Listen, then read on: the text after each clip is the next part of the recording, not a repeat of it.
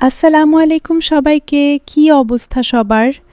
আবারও হাজির হয়ে গেলাম নতুন একটি ভিডিও নিয়ে। শেয়ার করছি 1 পাউন্ড ওজনের পারফেক্ট চকলেট স্পঞ্জ কেকের রেসিপি। আজকে ভিডিওতে থাকছে পারফেক্ট পাইপিং জেলের recipe, super soft chocolate sponge cake base, আর সাথে থাকছে এই গরমের মধ্যে কিভাবে পারফেক্ট হুইপ ক্রিম বানাবেন এবং এই সুন্দর কেকের ডিজাইনটা কিভাবে করবেন সেটারও ডিটেলস ভিডিও। তো ফার্স্টেই লাগছে ময়দা। এখানে 1/3 কাপ পরিমাণ আছে। এখান থেকে আমি 1 টেবিল চামচ পরিমাণ ময়দা উঠিয়ে নিয়ে এর পরিবর্তে 1 টেবিল চামচ পরিমাণ কর্নফ্লাওয়ার অ্যাড করছি। 1 টেবিল চামচ পরিমাণ এখানে অ্যাড করছি পাউডার মিল্ক। সাথে দিয়েছি কোকো পাউডার। এখানে 2 টেবিল চামচ পরিমাণ। বেকিং পাউডার দিয়েছি হাফ চা চামচ। 1/4 চা চামচ দিয়েছি এখানে বেকিং সোডা। লবণ দিয়েছি 1 চিমটি। এখন সব শুকনো উপকরণ ভালোভাবে চেলে নিতে হবে। তারপর এগুলোকে এক সাইডে রেখে দিব। অন্যদিকে একটা মিক্সিং বোলের মধ্যে নিয়ে নিলাম রুম টেম্পারেচারে থাকা 2টা ডিম। ডিম থেকে কুসুমগুলোকে আলাদা করে নিয়েছি।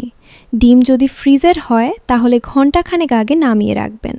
তো ডিমের সাদা অংশটাকে বিটারের লো স্পিডে 30 সেকেন্ড বিট করে নিয়েছি। তারপর অ্যাড করছি এখানে পাউডার সুগার 1/3 কাপ পরিমাণ। তো চিনিটাকে আমি গুঁড়া করে নিয়েছিলাম। গুঁড়া চিনি ব্যবহার করলে ফোমটা একদম পারফেক্ট হয়। তো দেখতেই পারছেন মাশাআল্লাহ ডিমের ফোমটা একদম স্টিফ হয়ে গিয়েছে। এইভাবে বাটি উল্টিয়েও দেখাচ্ছিলাম আপনাদের বোঝার সুবিধার জন্য। এরপর অ্যাড করছি ডিমের কুসুমগুলো, আর সাথে দিয়েছি এখানে চকলেট ইমালশন হাফ চা চামচ। কুকিং অয়েল ইউজ করেছি এখানে 2 টেবিল চামচ। এখন সব কিছু খুব ভালোভাবে মিক্স করে নিতে হবে। আমি 1 মিনিট মতো সময় ধরে বিট করেছিলাম। এরপর শুকনো উপকরণগুলো মিক্স করার পালা। এই স্টেপটা কিন্তু অনেক বেশি ইম্পর্ট্যান্ট, কারণ সব কিছু ঠিকঠাক করলেও যদি মিক্সিং পারফেক্ট না হয় তাহলে কেক পারফেক্ট সফট হয় না। তো আমি 3 ধাপে শুকনো উপকরণগুলো মিক্স করে নিয়েছিলাম। খেয়াল রাখবেন অনেক বেশি জোরে জোরে মেশানো যাবে না, আলতো হাতে এইভাবে ফোল্ড করে করে মিক্স করে নেবেন। আমি এখানে বিটারের কাঁটা দিয়েই মিক্স করে নিয়েছি। আপনারা চাইলে হ্যান্ড হুইস্ক বা স্প্যাচুলা ব্যবহার করতে পারেন। তো ভালোভাবে মিক্স করে স্প্যাচুলা দিয়ে চেক করে নিচ্ছিলাম কোনো শুকনো উপকরণ বাকি আছে কিনা।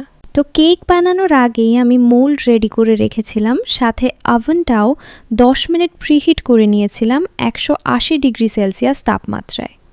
এই কাজগুলো আগে থেকে করে রাখলে বেকিংয়ের সময় আর তাড়াহুড়ো হয় না। কেকটাকে 170 ডিগ্রি সেলসিয়াস তাপমাত্রায় 20 মিনিটের জন্য ওভেনে বেক হতে দিয়ে দিলাম। সেই ফাঁকে পাইপিং জেলটা রেডি করে নিব। এর জন্য লাগছে পানি 3/4 কাপ। এর মধ্যে কর্নফ্লাওয়ার আর চিনি দিয়েছি 1 টেবিল চামচ করে।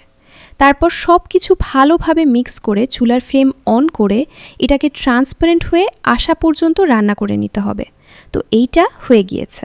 তো এইদিকে আমার কেকটাও বেক হয়ে গিয়েছে। তো ঠান্ডা হয়ে গেলে স্লাইস করে নিব।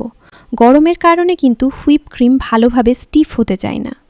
তো আমি সব সময় এই বরফ ঠান্ডা হুইপ ক্রিম ব্যবহার করি। এখানে 1 কাপ পরিমাণ ছিল। তারপর এর মধ্যে গুঁড়া দুধ দিয়েছি 2 টেবিল চামচ। এখন সব কিছু ভালোভাবে বিটারের লো স্পিডে বিট করে নিব 3 থেকে 4 মিনিট। দেখতেই পাচ্ছেন মাশাআল্লাহ কত সুন্দরভাবে স্টিফ হয়ে গিয়েছে। তো কেকটা ঠান্ডা হওয়ার পর আমি এটাকে 2টা স্লাইস করে নিয়েছি।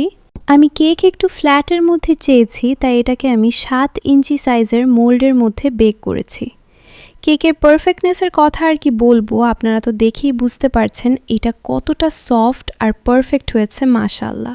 আমার পাইপিং জেলটাও ঠান্ডা হয়ে গিয়েছে। এইটা কিন্তু আপনারা ফ্রিজের নর্মাল চেম্বারে 7 দিন মতো স্টোর করে রাখতে পারবেন। তো এইটার মধ্যে আমি রেড ফুড কালার মিক্স করে নিয়েছি। যেহেতু আজকের কেকটা চকলেট ফ্লেভারের, তাই অর্ধেক পরিমাণ ক্রিম আমি আলাদা বাটিতে উঠিয়ে নিচ্ছি। এর মধ্যে চকলেট গানাশ মিক্স করে নিব। গানাশের রেসিপি যেহেতু অলরেডি আছে তাই আজকে আর শেয়ার করলাম না। তো ক্রিম বিট করার পরপরই কিন্তু আমি ক্রিমটা ফ্রিজে রেখে দিয়েছিলাম, তা না হলে গরমের কারণে ক্রিম গলে যাবে। এরপর ক্রিম দিয়ে কাজ করার আগে বের করেছি। তো এটা মিক্স করা হয়ে গেলে বোর্ডের মধ্যে সামান্য ক্রিম দিয়ে কেকের স্লাইসটা বসিয়ে দিচ্ছি। এইটা কিন্তু কেকের উপরের অংশটা। তারপর এর মধ্যে আমি কফি, চিনি আর পানি মিক্স করে আমি একটা সিরাপ বানিয়ে রেখেছিলাম, তো এইটা দিয়ে দিচ্ছি। তারপর উপরে কিছুটা চকলেট গানাশ দিয়ে দিয়েছি, চকলেট ক্রিমের লেয়ারটাও দিয়ে দিচ্ছি। ভালোভাবে স্প্রেড করে কেকের বাকি স্লাইসটা দিয়ে দিলাম।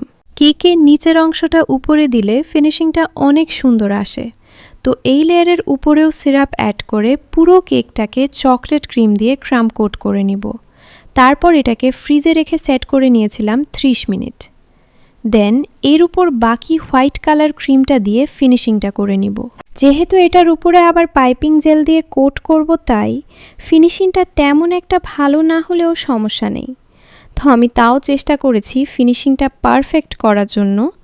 এখন কেকের উপর রেড কালার পাইপিং জেলটা দিয়ে পুরা কেকটাকে কাভার করে নিব। চাইলে আপনারা ড্রিপিং করেও দিতে পারেন। আমি পুরো কেকটাকে কাভার করে নিয়েছি। তো পাইপিং জেল দিয়ে কাভার করার পর 10 মিনিট ফ্রিজে রেখে সেট করে নেবেন। তাহলে কেকের উপরে হুইপ ক্রিম দিয়ে ডিজাইন করতে সুবিধা হবে। তো আমি 1M নজল দিয়ে উপরের ডিজাইনটা করে নিয়েছি। কেকের নিচের বর্ডারটা লিফ নজল দিয়ে করেছি। এরপর আর কিছুই না, উপরে কিছুটা চকলেট বলস দিয়ে আমার সুন্দর কেকের ডিজাইনটা কমপ্লিট করে নিলাম। আমার বাসার সবাই তো কেক এবং কেকের ডিজাইনটা অনেক বেশি পছন্দ করেছে আলহামদুলিল্লাহ। এই পর্যন্ত যে কতবার বাসায় কেক বানানো হয়েছে কোনো হিসাব নেই, এবং প্রতিবারই পারফেক্ট হয়েছে মাশাআল্লাহ। তো আপনারাও অবশ্যই ট্রাই করবেন। একদম হুবহু ফলো করলে ইনশাআল্লাহ আপনাদের কেকও হবে একদমই perfect. See you soon with another recipe. Till then, Allah Hafiz. Assalamu alaikum.